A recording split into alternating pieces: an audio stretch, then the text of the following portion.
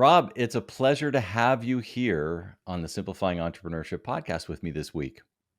Yeah, thank you, Pete. Really excited to be here and grateful for the opportunity. Thank you so much. Yeah, we're chatting a little bit around your topic here today, and it's something that certainly affects a lot of not only entrepreneurs, but just everybody, right?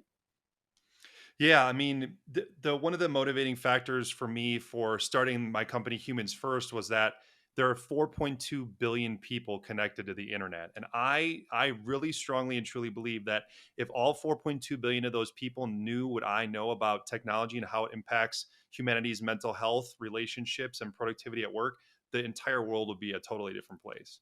And here we are talking on technology, right? It enables Uh-huh. us, but it also can crush us in certain ways. Yeah, well, the thing that I say to people is I'm not anti-technology. I'm actually a real nerd, and like I was in middle school and high school. So I'm not Yeah. anti-technology. I'm pro-humanity. There you go. I like that. Not anti-technology, but pro-humanity. I think that's Mhm. awesome. Rob, you've developed this sort of process around creating 4-day work weeks, and you've got lots of different things that you're doing. And tell us a little bit about where all this stemmed from. Yeah, I can tell you a quick story. So I had a cell phone repair store with the U-Break iFix franchise in Milwaukee, and I was standing at the front desk, and this middle-aged woman came in with her son. I would guess that he was maybe 15 years old, and they shuffle up to the front counter, and the woman is literally pushing or shoving the son up to the front. And I looked at the son, and the mother was saying, "Hey, can you tell this man what you did to your phone, Tyler? Please let him know." My heart went out to the kid actually Yeah. because he couldn't stammer out a sentence. He couldn't look me in the eye. His posture was terrible. And that actually reminded me of myself when I was in high school because I had really crippling acne and really low self esteem and self worth.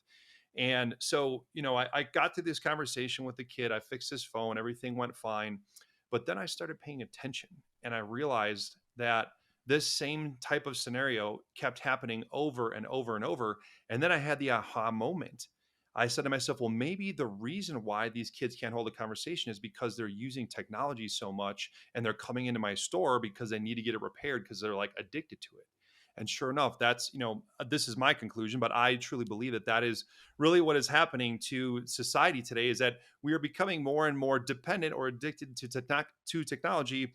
And some of the ways that we use technology are good, but there are a lot that aren't good or aren't serving us well anymore. And that's really the mission of my company is to educate and make people aware of those things so that they can make decisions on how they might want to change their technology use so that they can, be a better husband or father or have better relationships or get more done at work in less time. Yeah, I love that. I love that. We share a lot of interesting stuff. I was with you in the high school days, crippling acne. That hit Mhm. home for me. I can feel some of this stuff. And when I look at my kids and I see, my kids are all in their 20s now, but Mm, the nice. phones, I'm here, my phone's right here. My Uh-huh. my iPad's right there. We're talking here. It surrounds us, the TVs, all the different stuff that's going on. And usually it's not just one. We usually have like we're Multiple. watching TV and have our phone. We're on our computer and have our iPad. Like Yeah. it's all these ands, not ors, or not at all. So, when I look at some of this stuff, what does technology mindfulness mean? That's your sort of main topic is this idea of technology mindfulness. Mhm. And how can we get through that and practice it? Yeah. So, to me, the phrase technology mindfulness means we use technology in a way that serves humanity instead of us being enslaved to it. And I think that's really important, especially in today's world. And like you were saying, it's not just how many devices we have, but it's also how much we use them. This is actually a stat from before COVID. So you can't blame this on COVID, right? It doesn't have anything to do with COVID. In America, the average person spends 12 hours and 21 minutes a day in front of screens and media. Let me put it to you another way. We spend 3/4 of the waking hours of our lives in front of screens and media now. And so it's very clear that humans are not first in our world. Technology is. From that statistic, we can see that.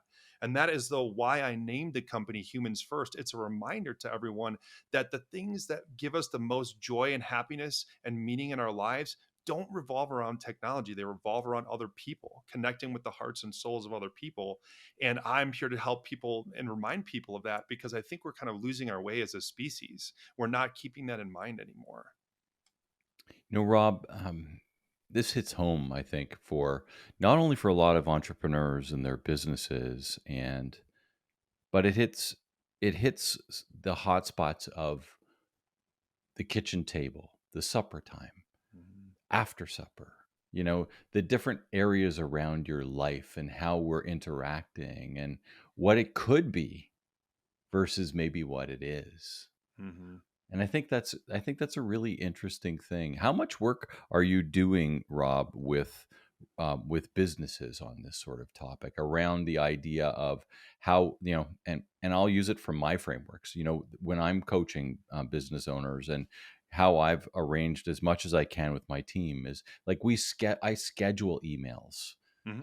I don't send my team emails after hours, for That's great. example. Like I always am very conscious. It's like, okay, she goes home at 4, he goes home at 5, or whatever the case is. So if it's 6 o'clock and I'm still working because I'm doing something, we schedule emails for the next morning to pop up at 8 o'clock. Like that's just Love one that. example of what I teach my clients and things like that, along not interrupting and giving people their time that they need to give or they need to have in order to have their time, because technology interrupts.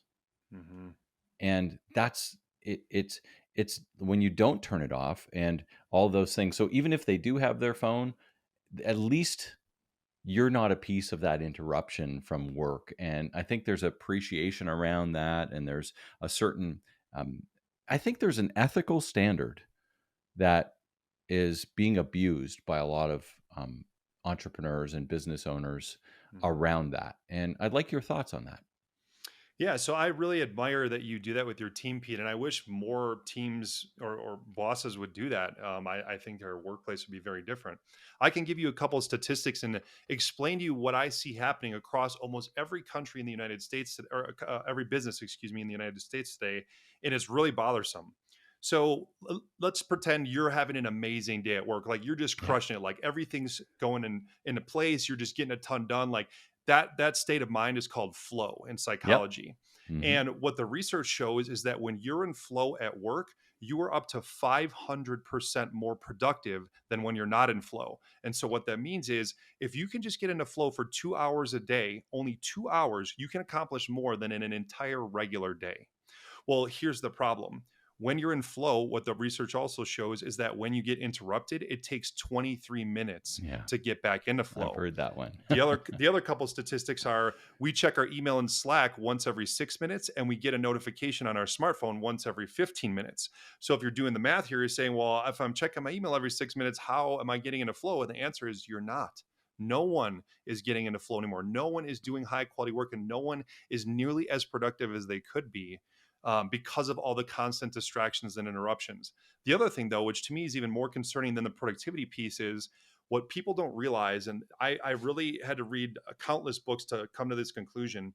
But what's happening is when we check our email or when we get a notification on our phone, it activates our sympathetic nervous system. That's our fight or flight system that keeps us alive when there's a threat. And generally, that's a good thing for humanity, but we don't need that activated all the time. The problem is, if we check our email once every 6 minutes and activate that system, it takes 30 minutes to downregulate. And so, what's happening is everyone's nervous system is getting amped up the entire day. It never gets a chance to downregulate and get back to baseline. And this, I truly believe, is the root cause of why our society is super stressed, very anxious, and burned out. It's because of all this stimulation from technology that we cannot escape.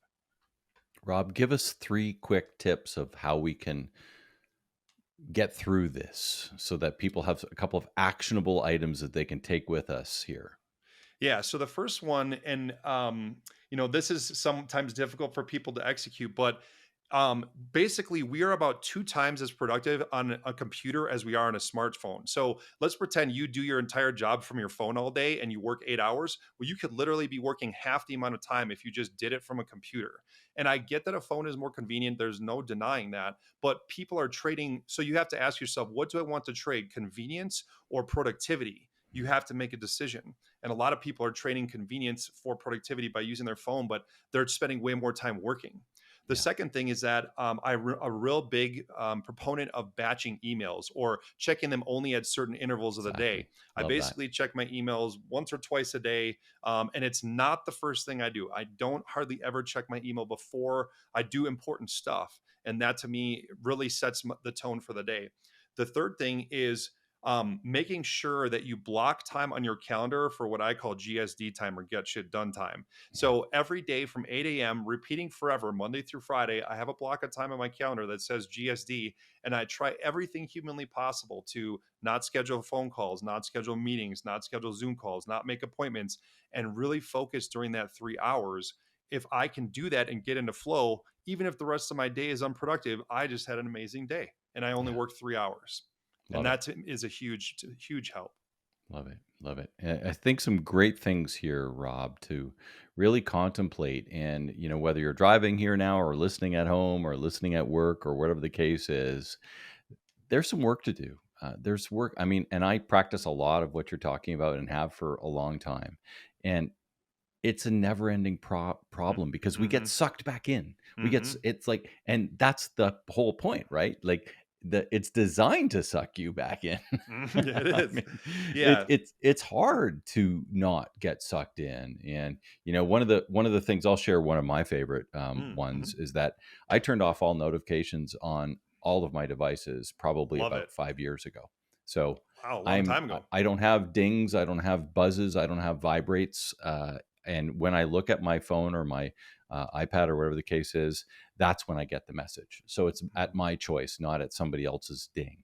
Yep. And I think that's the one that I'll share here Mm-hmm. today is just turn those notifications off, and you'll enjoy a lot less of this craziness that's always binging and dinging and buzzing and taking you out of flow.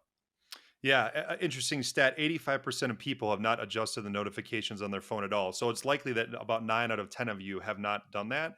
And it's a total game changer. I love that Yeah, suggestion, Pete. yeah. Awesome. Well, thanks again, Rob, for that. And before we leave here, what definitely want to let everybody know how they can get a hold of you and learn more about what you're doing. And how do they do that, Rob?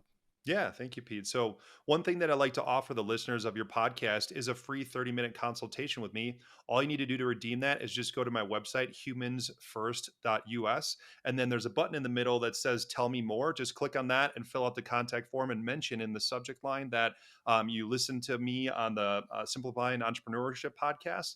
And then I'm happy to schedule that 30-minute consultation with you to help you out. Yeah, that's awesome. We'll certainly put that in the show notes too, Rob. I want to thank you for being a part of the podcast here today. And I think we've got some great stuff and some great tips, and it's going to help. One of the things I talk about on this podcast a lot is we're trying to reduce your frustrations and Mm. create more freedoms. And I think what we've talked about today is delivering that. Absolutely. Yeah. Well, I'm really glad to hear that my mission aligns with yours, and certainly look forward to helping any of your listeners as well. Right on. Make it a great day, Rob. You too. Thanks, Pete. Take care. Bye.